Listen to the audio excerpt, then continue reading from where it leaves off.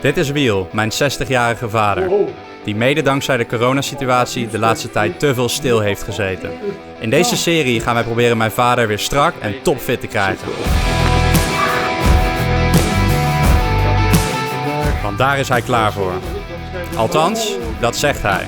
In deze aflevering. Tegenwoordig mag ik er niet meer. Dat zijn de 3 oefeningen die jij op het moment hebt gedaan.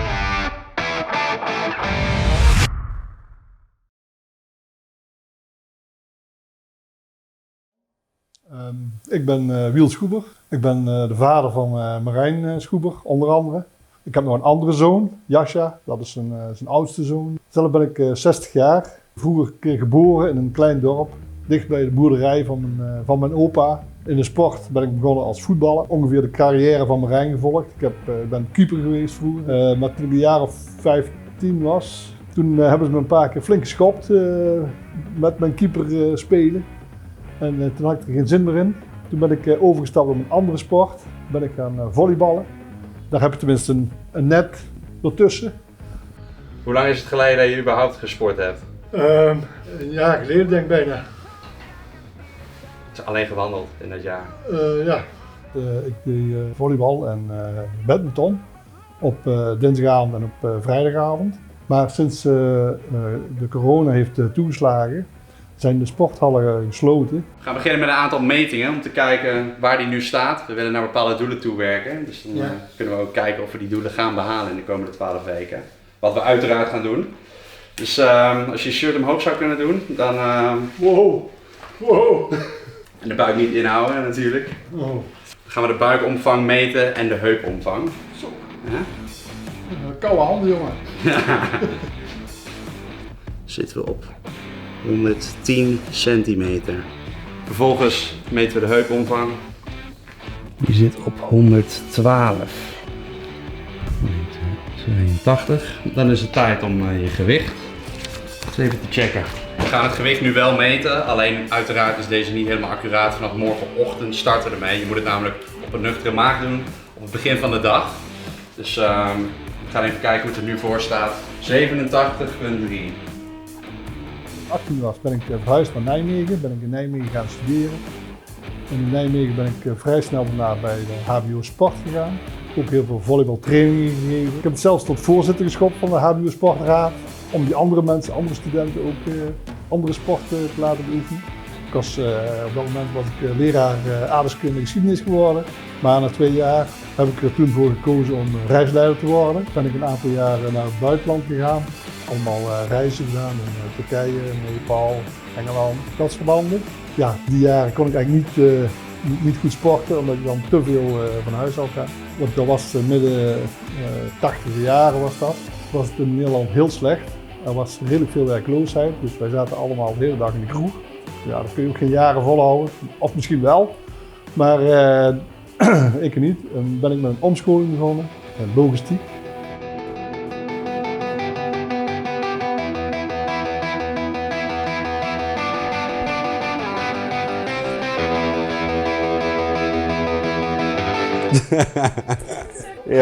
Ja, wat moet ik doen? Het idee om samen met pap deze challenge te doen is een beetje ontstaan omdat we hebben het al een keer geprobeerd om pap in de gym te krijgen. Ik heb het al een keer geprobeerd. Ik ben met hem naar de gym geweest meer dan een jaar geleden. Heb ik hem wat dingen uitgelegd. Alleen daarna is hij zelf niet meer in zijn eentje naar de gym gegaan. Op een gegeven moment ben ik wel begonnen toen met badminton. Nou ja, tegen die tijd werden de jongens ook geboren. En dan ben je natuurlijk heel erg druk om die gasten naar het sportveld te brengen. Om ervoor te zorgen dat ze niet helemaal ontsporen. Vooral als ze een jaar of 12 gaan worden, dan wordt het allemaal toch best heftig af en toe. Zeker als je zelf heel veel van huis af bent. Dus ik ben natuurlijk heel blij dat ik een ontzettend leuke vrouw heb. Want die heeft, laat ik zeggen, in die jaren eigenlijk altijd veel meer voor de jongens gezorgd dan ik. Dat heeft haar veel meer stress bezorgd dan mij. Dus ik heb daar ontzettend veel waardering voor eigenlijk, dat ze dat allemaal gedaan heeft. En ik ben nog steeds heel gelukkig getrouwd, dus ik ben ontzettend blij met haar. Sinds Marijn teruggekomen is, uit Haarlem. En hij in zijn huidige appartement niet zoveel ruimte had als dat hij in Haarlem had. Heeft hij bij mij in de tuin een gym neergezet. Zo'n rek met gewichten en dat soort dingen allemaal. Toen ik in Haarlem woonde had ik een powerrack in de tuin staan. Nu tijdens corona, zodat ik toch nog kon trainen. En nu weer terug naar Nijmegen verhuisd. Lekker dicht bij mijn ouders. Maar wij hebben geen tuin in ons huidige appartement. Dus toen heeft pap aangeboden dat we hem... ik weet niet helemaal of hij het heeft aangeboden of dat ik het heb, erin heb gesluimd. Dat weet ik niet. In ieder geval, het powerrack is hier in de tuin beland bij mijn ouders. Onder een afdakje, super mooi.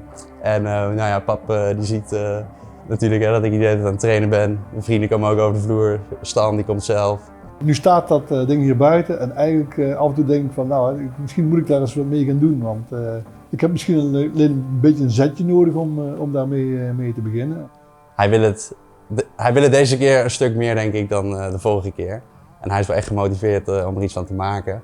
En ik ook. Dus ja, ik vind het super leuk dat hij het wil doen. Mijn doelen tijdens deze 12 weken zijn 1. Ik wil wat afvallen. En dan wil ik eigenlijk van 88 kilo gaan naar 82, 83 kilo. Liefst 82, maar 83 minimaal. Als tweede wil ik me graag wat fitter voelen en wat energieker. En als derde, en dat sluit misschien aan bij wat ik als eerste zei, maar dat ik gewicht afval, maar het liefst dat ik het gewicht hier afval, rond mijn buik, om het zo maar te zeggen, dat ik wat buikvet kwijtraak. Als vierde, graag souplesse, omdat ik de hele dag eigenlijk stil zit voor mijn werk, achter mijn beeldscherm. En ik daardoor te weinig beweging krijg en ik graag zou willen dat ik wat soepeler ga lopen. En wat meer swoon krijgt, om het zo maar te zeggen. De verwachtingen zijn voor de komende 12 weken is dat ik het moeilijk ga krijgen. Dat is mijn verwachting, omdat ik natuurlijk, laten we zeggen, dat zegt Marijn ook altijd. Het is ook een change of life en een change of lifestyle, om het zo maar te zeggen. En ja, ik ben natuurlijk nu 60. Ik ben natuurlijk heel vastgeroest in mijn gewoontes, zoals het heet. Dus het zal een extra uitdaging zijn om uit mijn comfortzone te stappen. En dat ik sommige dingen misschien wat minder zal mogen nuttigen de komende tijd. Dus dat beangstigt mij ook wel een beetje. Als we praten over specifieke dingen, dan denk ik bijvoorbeeld aan bier drinken. Want dat is, in het weekend is dat wel een van de dingen die ik graag doe. Die is van die tattoo gast.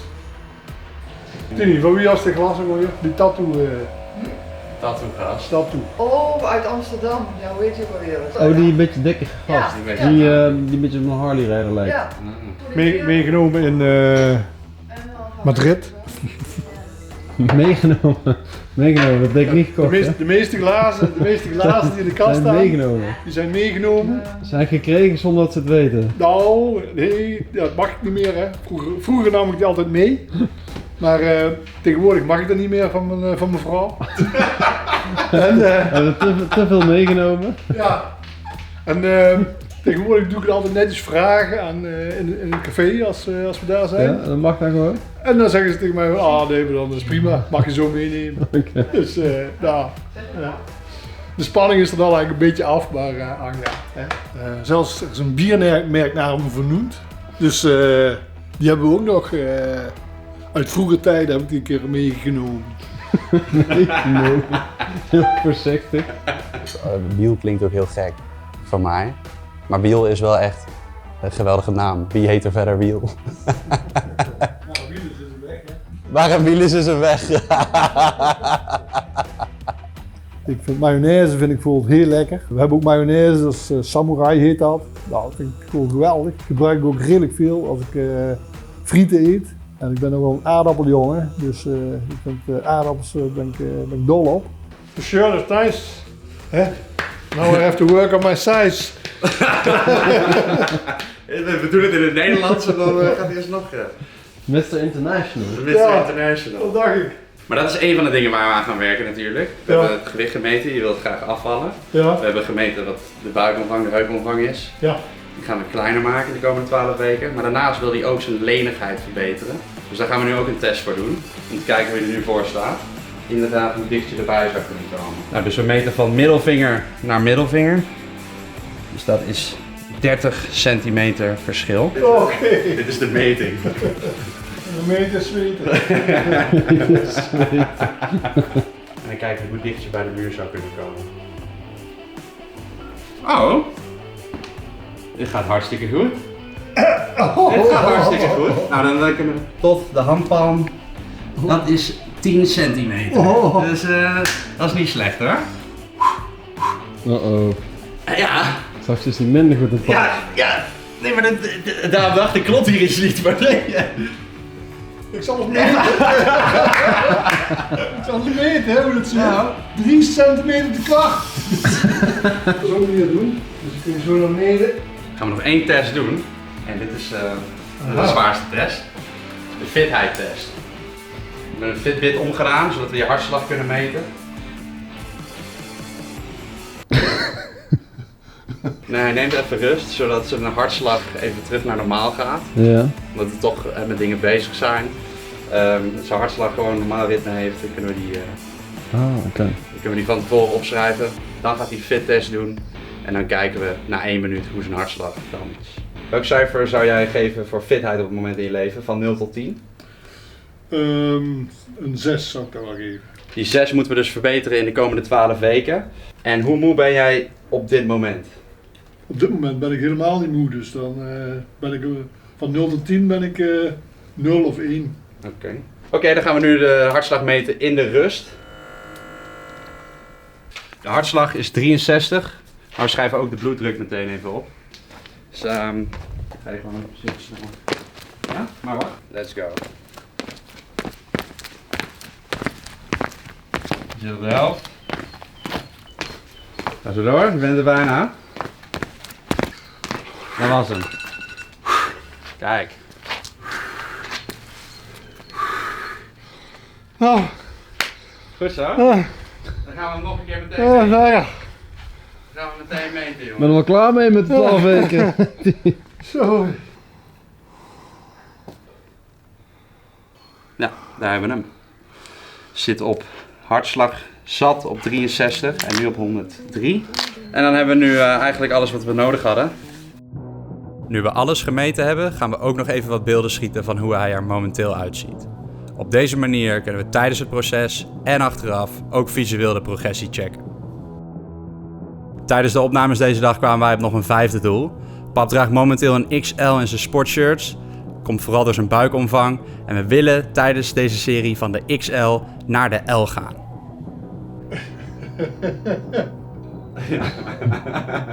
Mooi.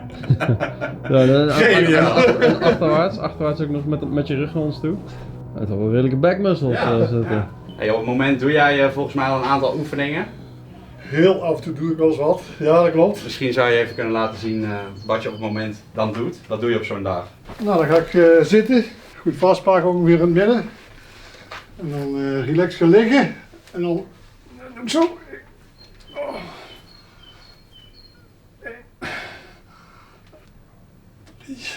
9, 10. Even bijkomen. Ja, je moest niet meteen al die reps te doen, maar ik wou gewoon even zien welke oefeningen je dan nog meer doet. Ja, een heel af en toe heb Dus ik die blauwe zo. Heb ik bij jou gezien, hè. ja, En dan moet ik, dat doe ik zo. dat gaat nog niet helemaal goed, maar ik snap het idee. Ja, En ja, af en toe doe ik wel eens zo, maar dat schijnt helemaal niet te oh, doen. nee. Maar, Doe die nog Oké. eens? Doe die dat makkelijk. is zo, maar dan heb je er wel 2 nodig, want anders dan gaat het niet. Nou, dan is dat nog steeds niet zo'n heel goed idee voor je schouder, Oh. hoe dat gaat op het moment. En Ja. verder? Verder doe ik niks. Nee. Dat zijn de 3 oefeningen die jij op het moment hebt gedaan. Ja, Dus Ja. oké. ja, Dat is de incline bench. Deze curl. ja. Die, ja, zo. Ja. Oké, en deze. Ja. Chest en biceps, ja. Het is wel duidelijk, deze man wil shine op the beach, hè. Nou, dan is het in ieder geval heel belangrijk dat we in dit trainingsschema, ga ik ervoor zorgen dat we een juiste balans hebben tussen borsttraining, maar ook rugtraining. Want als je je rug namelijk niet vaak genoeg traint en je niet vaak genoeg pull-oefeningen doet, maar dus wel push-oefeningen, drukoefeningen, dan zullen je schouders eigenlijk naar voren gaan staan. En dat is natuurlijk niet de bedoeling. Het is natuurlijk de bedoeling dat je rechtop loopt. Precies. Ja. Verder vond ik dat je de vorm bij deze best goed uitvoerde. Voordat we zwaar gaan trainen moeten we zorgen dat je houding goed is. Voor iedereen is het belangrijk om goed op te warmen voordat je met gewicht gaat sporten. Maar voor een 60-plusser natuurlijk al helemaal. Dus namen we een aantal handige warm-up oefeningen door. Focus op correcte vorm met lichte gewichten.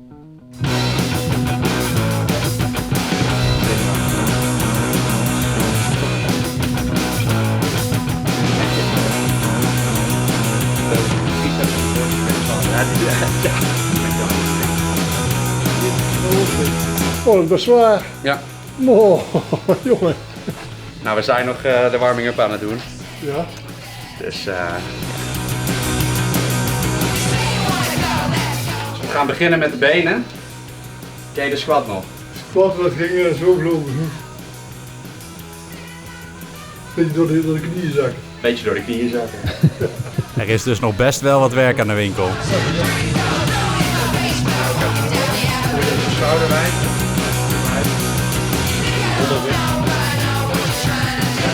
Ass to the grass. Hoe lang is het geleden dat je überhaupt gesport hebt? Een jaar geleden denk ik bijna. Alleen gewandeld in het jaar. Ja. We gaan van alle oefeningen voor komende tijd even de houdingen doornemen. En hierbij zul je nog meer die hamstrings voelen, die jij nu al voelt. Ja. Dus dat gaat leuk worden. Deze oefening is natuurlijk wel toepasselijk, want hij heet de deadlift. Ja. Dit was de eerste woordgrap, toch? Van De eerste series. woordgrap. Ja. Dat was de eerste woordgrap van de series. Zakken, voorkijken. Oh, dat doe je vrij netjes. Ja.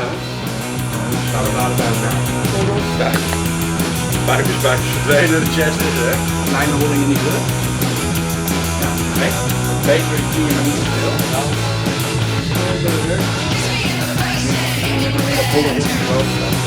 Ga binnen. Zo. Oh, dat valt niet mee. Volhouden in plaats van bol. Precies. Oh man.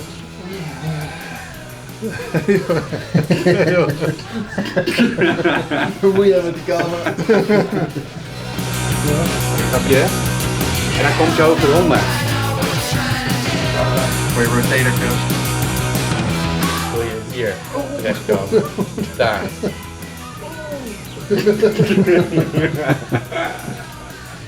Dus we gaan even door alle oefeningen heen van het trainingsschema. En ik ben aan het opschrijven hoeveel gewicht je op het moment doet. Aan de hand hiervan gaan we ervoor zorgen dat jij in de komende weken niet alleen vet gaat verliezen en dat de omvang van de buik minder wordt, maar dat hij daarnaast ook spiermassa gaat opbouwen. Want dat is ook een doel. Precies. We gaan meteen eens even die omvang meten van deze biceps. Dus dan kijken. 33 centimeter. En dan even in rust 31 centimeter. 33. Oké, helemaal goed. Gaan we kuit ook meten of? Pap wil eens even meten wie de grotere kuit heeft. Ieder evil laugh erbij. Ja. 41,5 centimeter. Zo. Zal ik bij jou eens even kijken, jongen? En dit is? Nee joh! Nee, joh. Nee. 36.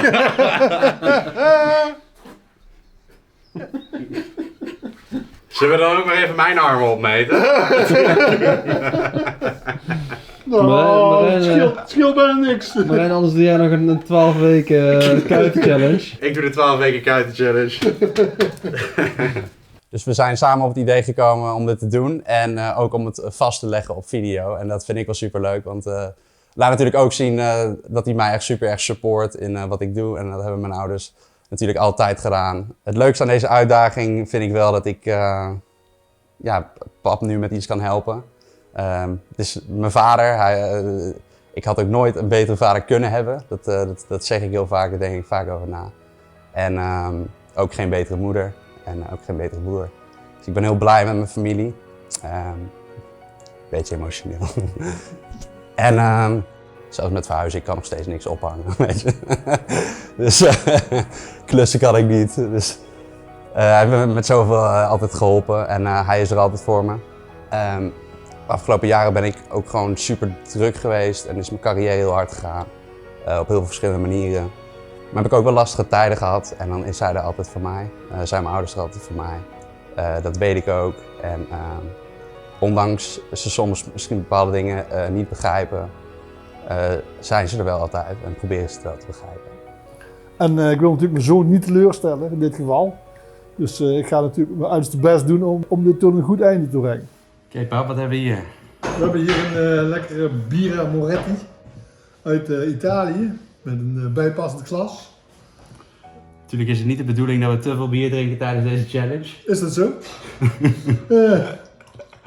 Maar bij My Shredded Lifestyle zijn we natuurlijk wel van een goede balans, hè? Dat weet ik. Dus ik dacht 1 biertje. Om het nog even af te sluiten. Ja, ik zie het meest tegenop tegen de discipline die ik op moet gaan brengen.